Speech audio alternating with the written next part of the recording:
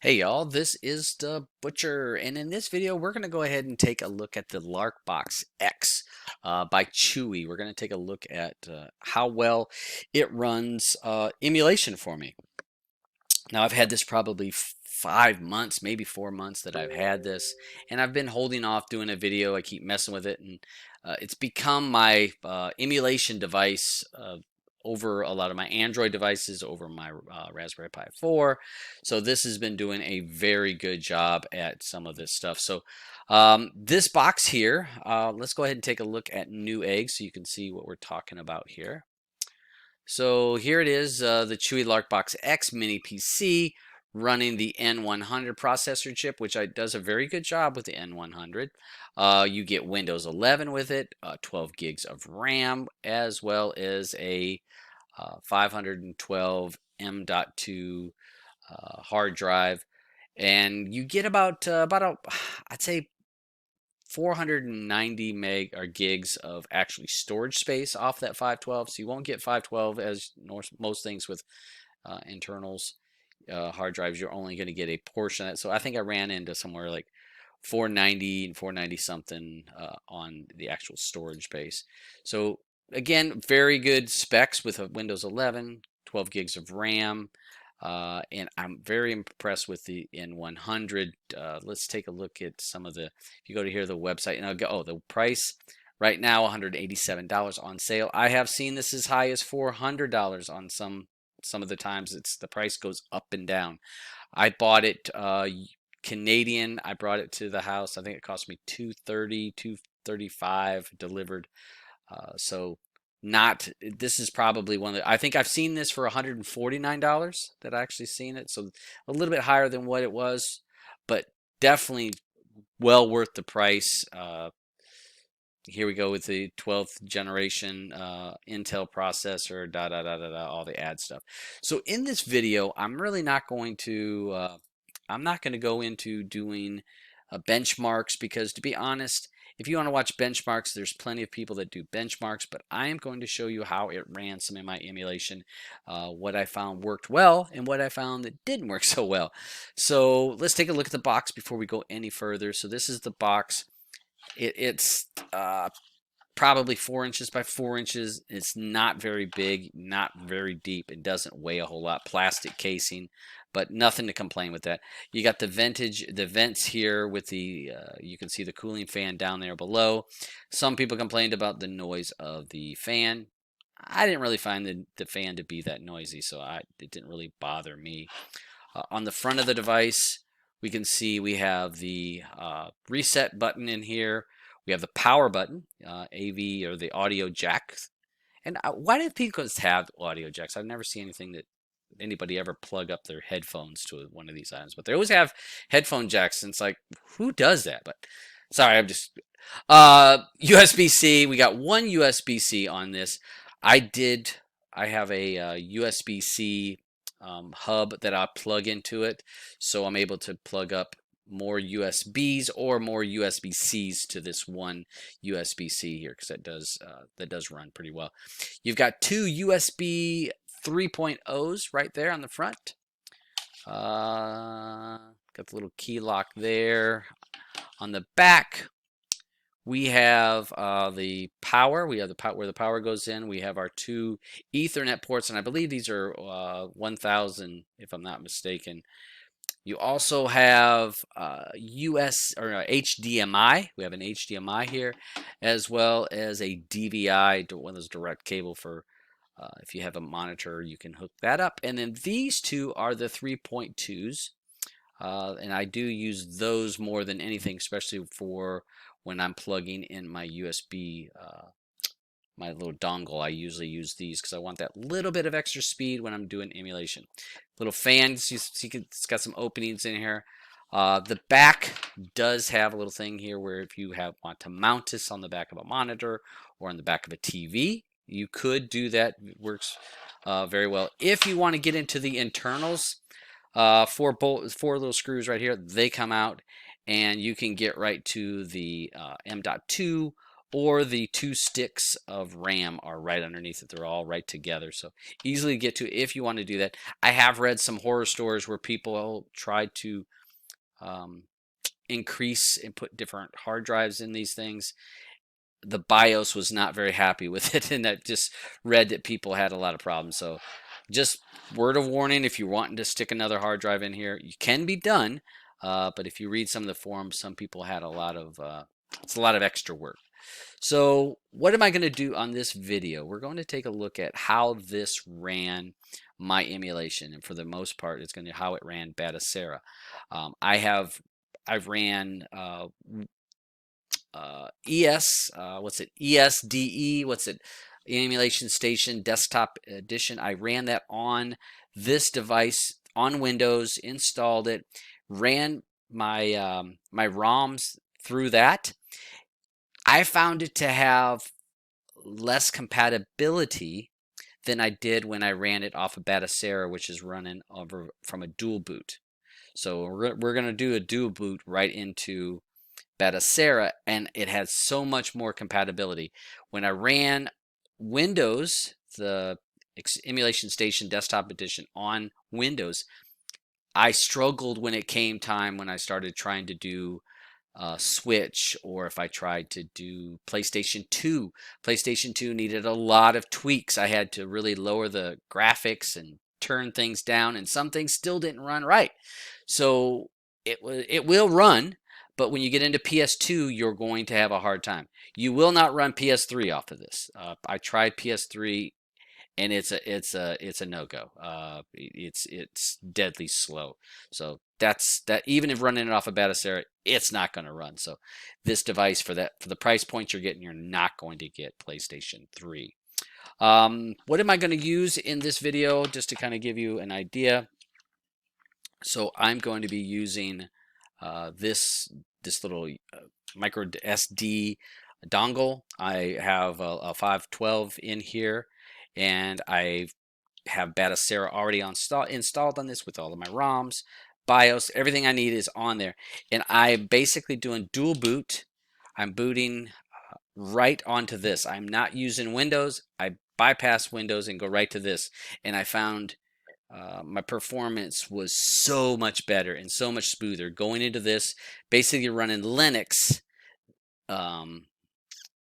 than running off of Windows. If I ran Windows on here, the performance was not there. Performance was way lower. So my suggestion, and with this video, you're going to see how things ran off of Batocera, off the dual boot, off on this device. So we're going to do that. I also suggest getting yourself a little Logitech keyboard. I have this keyboard here with a little dongle on it, with the Bluetooth, so that I'm able to do the keyboard as well as the mouse. That's going to help you a lot if you want to deal with the Windows aspect of it, or even if when I am using some of my emulation, I do need that to go into the file manager, and to with the F1 function, I'm able to do some things. So you're going to want to have a keyboard there. I'm also using a little Logitech USB controller. You can hook up Bluetooth to this. It will work. I did hook up some Bluetooth controllers, but I prefer the responsiveness of the wired controllers. Plus, I'm not that far from the TV. So before we go into the video, some of the things I found that I didn't like about this device. So one of the things I did not like about this device is I was getting some warnings about, again, because I've had it for 4 or 5 months, saying that it needed the H22 update or something like that. And it's been trying to do that update for months, and it would try, and it would get halfway through it, and then it'd say something is wrong, and it would loop back around. It's going to restore my settings. And it did this. I guarantee it did it 15, 20 times that it had tried it over the last few months. So I tried to get smart about it and fix the Windows updating system, and basically screwed up my Windows right now. I can't get into Windows at this time due to my own mistakes trying to fix the Windows updating issue with Windows 11. So we can't run. I'm not going to be able to show you Windows on it, but it's Windows 11. So hopefully I'm able to sort that out. I'm going to have to. I've tried factory resetting, and I've tried wiping all the drives through the launch on the bootloader for Microsoft, and none of those things are working. So. But that's really not an issue. I would just suggest if you get this and you find that you're having issues with the Windows updates, be careful of trying to screw around with too much, because you could possibly create yourself more problems than what you really already have. But the main thing is I'm able to dual boot into the USB drive. What you will need to do, though, you're going to need to go into the BIOS, and so when it is booting up, you're going to want to hit F2 on before the chewy screen comes up. Go into F2, tell it that you would like it to boot. I turned fast boot off, and then secure boot was already off, and I told it to boot from the USB drive. If the USB drive is present, it boots to that first before it tries to go to Windows. So that's something you would have to do on your own. It's not techie, it's not hard to figure out. So that's what this video is going to be about. We're going to jump into the Batocera. Sorry, I'm babbling on this, but we're going to get into actually gameplay and let you take a look at that. So hold tight.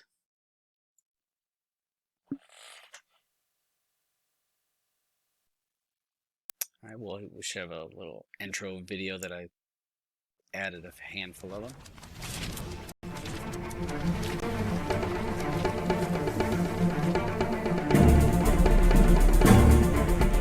These are, you can find all kinds of intro videos out there. I downloaded them through about 8 or 10 that are ones I liked, so it plays them randomly on the boot up. All right, so this is my setup. Again, you can change the theme all you want. Version 40 did just come out for retro or for Batocera. I have not updated this device to 40 yet. So we're going to go down, and again, I'm not going to worry about the MAME. You know, those work on everything. Xbox does work pretty well on this. There's a few ROMs that I've tried that I didn't really like, but it plays pretty good. All these systems work. All these systems. All right, so we go to GameCube. So let's go ahead and launch that up. I'm gonna go ahead and pause it while it boots. So we're just gonna show you how this does work. There we go. And down in the bottom right, I actually have information for the system is down there in the bottom. You can see we're running at 60 frames a second. Everything seems to be running quite well. I will say that when I run this and I'm playing with a bunch of people, I do have an issue when I get up to more than a couple people in this game on this system. But again, works fine. You can see it's running just fine. Down here in the bottom left, you can see the stats. So let me back out of this. So runs good. Soul Calibur runs great.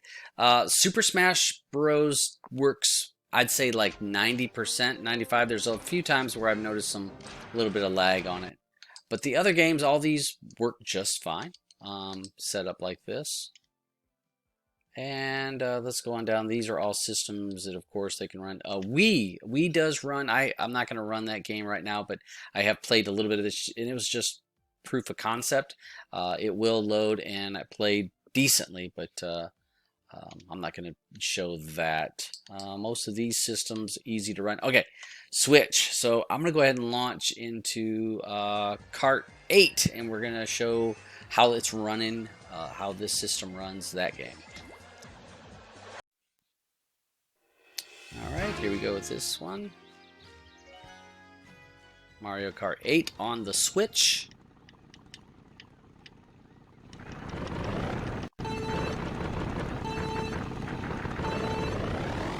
Again, I've actually played this with 4 players and did all right, but then other days it didn't play as well. But playing with 1 player, there is no issues if I knew how to drive right. And again, you can see in the bottom, I'm running 60 frames a second.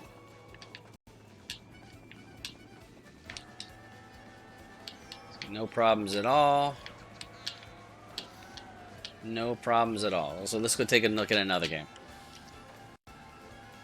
So these games all here ran pretty well. The Luigi's Mansion ran a little bit slow. Lego did not run on this system, so this was a system I was trying, and it would, it freezes up and does not work. But Luigi runs at like 75%, 80%. You can play it. It's not super. Just seems like it has a little lag in it. But the other games here all work just fine. So I think with Switch is going to be depending on the game and how well it's going to run. Again, Saturn system, all of my Saturns, everything works in this, so I don't really need to show that. Model 3, loaded that up, of course. That's all going to run just fine. Dreamcast, everything runs smooth. I'm not going to bother you with showing. Well, let's look at. I'm gonna take a look at this. Let's look at the Marvel. I know this has been talked about, this game, so let me take a look at this one. Hold on, let me pause you. All right, click, click, click. I'm just randomly grab some stuff.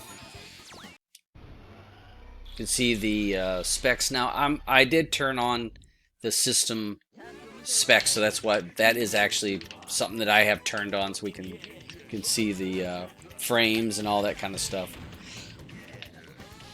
But it feels smooth. Doesn't feel laggy. So it runs quite well. You can see from the frames down there in the bottom left. Let's get out of here. So that's Dreamcast. That's run. Naomi. Lots of games in here. Nothing. Everything runs here. Nothing slow. Neo Geo, of course, is going to run. And so let's go take a look at PlayStation 2. This is where PlayStation 5 seemed to struggle, but and I struggled when I ran this under the Emulation Station Desktop Edition, but running it through this USB, through the USB dongle, through an micro SD card, you can see it runs just fine. So we got lots of games. Now, if you want to try testing games, Burnout 3 is a game that's going to test your system. Tekken 5 is going to test how well your system runs a game. Need for Speed Underground 2 was another game that I ran as my test. You can run God of War. A lot of people run those as tests. But I found some of these games to really be, they would test the system. So these, this is going to be running off of Batocera off my SD card. So we'll go ahead and launch this and see the time. The cheat that I have available, I actually activated, was the one where it unlocks all the characters. I mean, if you're gonna have this game, you got to have all the characters.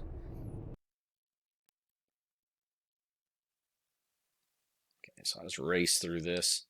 Let's go with King. The King of Iron Fist Tournament 5. King. And you're gonna be able to see it's running pretty well when we start getting into the punching. Watch the punching, that kind of stuff. That's when you usually can see a little bit of slowdown. Round 1. And again, I'm seeing a slight at times, like that punch there. It seems like it's running at like 95%. Now, GPU is maxed out. You can see it's the graphics chip is running at 99% to run this. But frames per second down there, you can see 60 frames a second. All right.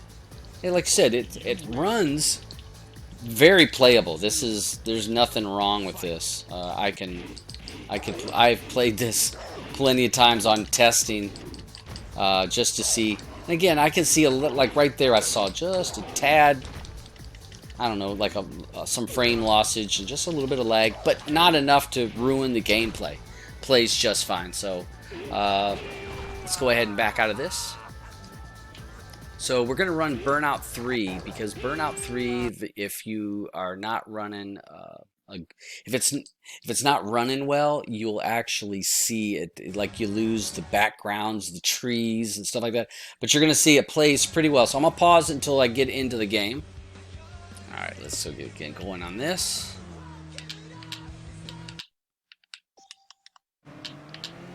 And here you can see I can see little bit of some artificial kind of breakups, but nothing major. The buildings all have texture on it. When I was running this off of the desktop version, I had an issue with the trees would be like messed up. You wouldn't be able to see the trees. But playable. I mean, this is definitely playable.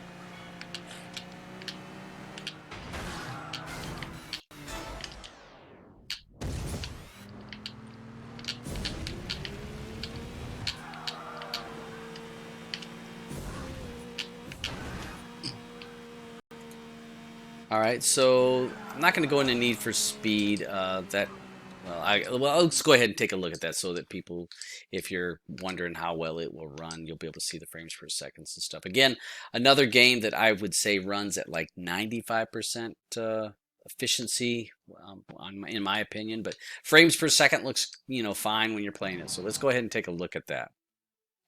We go, and again, the graphics are kind of turned down on this particular game to give me the smoothest gameplay that I could get. It's kind of like I had to take away some of the graphics to be able to get it to run smooth. And I got this on manual transmission. Not used to that. But you can see the frames are running decent. Let's get in some traffic and... So 5th gear.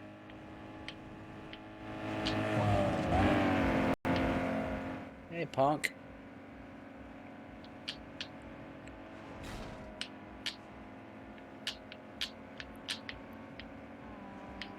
That's how you take competition.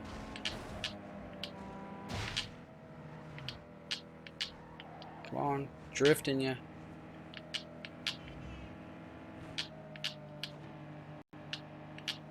Well, you can see 60 frames a second. Again, I can tweak the graphics up on this, and I think I had it run a little bit smoother before.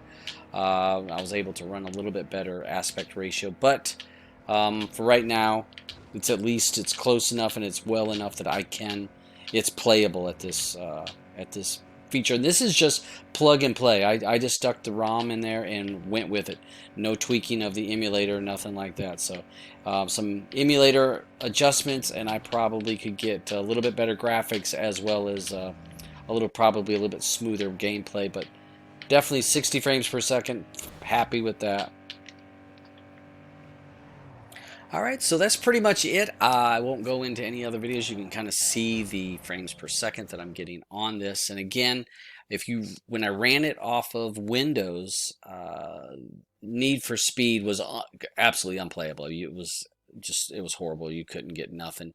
Burnout 3, I could play it, but there was some graphic tearing that was going on with the trees and the buildings, so it just didn't look good. And the radio guy, when he was talking, he was kind of choppy voices, so not enjoyable through the playing it onto Windows. But running it off of Batocera, off the MircoSD card, off of basically a dual boot system, it ran great. So that is, if we're thinking about the cost of this, and some people say, well, your PlayStation 2 could have looked better, this or that, but we're talking this device is a $180 device. We're not talking, I'm not spending $1,000 on a computer or even $500 on a computer. We're spending $270 or $200. 270 if you're looking at Canadian, but roughly $200 US, and that's going to get you almost a plug-and-play system if you're doing it off of a dual boot. I do know that you could dual boot into RetroBat or some of those, but I found Batocera's menu easy to navigate through. It makes sense to me. When I'm making changes, it's easy to understand what these changes are. RetroBat and Emulation Station, changing some of those is a pain in the butt. It just doesn't look good. When I want to look at decorations, if I want to know about this kind of stuff, like here's the heads up where I was doing the performance, I turned it on right here. If I don't want it, I just say none. It's gone. There's so many things. It just makes it easy with running Batocera and makes it very user friendly. If I want to download stuff, go right in here. I can download bezels or themes. That kind of stuff can be done quite easily. So that's why I chose to go with the Batocera. I found it just easier to do. And for with the system I've got, you can see we're running all the way up to PlayStation 2. Some of the fancier games, you're not going to get the greatest. You're going to have to turn down the quality of the image. You're not going to be able to run it at 1080 or something like that. But the lower end games of PlayStation, you're going to have no problem. So tweakable. It's tweakable. If you want to go into the PlayStation 2 emulator, you can go into there. It is not hard. I hit the escape on my keyboard, and I can go into the properties and make adjustments to the settings for the emulator for that particular game. So easy to do. Not hard. You can do it. Anybody can pretty much do it. So hopefully this kind of gives an answer on how well this system runs. And is it an emulation machine? 100%. I say it is. It's an inexpensive emulation machine that's going to be able to run all the games I want to run for a very good price. Under $200, I'm able to be able to play games up to the Switch and PS2. So hey, let me know in your comments if you checked out this game or this system, if you found it to go, or if you found another system that is inexpensive. Let's keep it under the $250 benchmark. If you can find something $250 or cheaper, and let me know about it. I mean, that's what we're looking to try to share the information to try to help save people some money in these difficult times. We don't need to spend, $500, $600, $1,000 or more on a PC that's going to run emulation, unless you're trying to do, PS3 or Xbox 360 or something like that. But for PS2 and below, this Chewy LarkBox X is probably the. I would give it 2 thumbs up and say that's where you need to spend your money if you want to, get an emulation device and not be too expensive. So hey, talk to y'all later, and thanks for watching.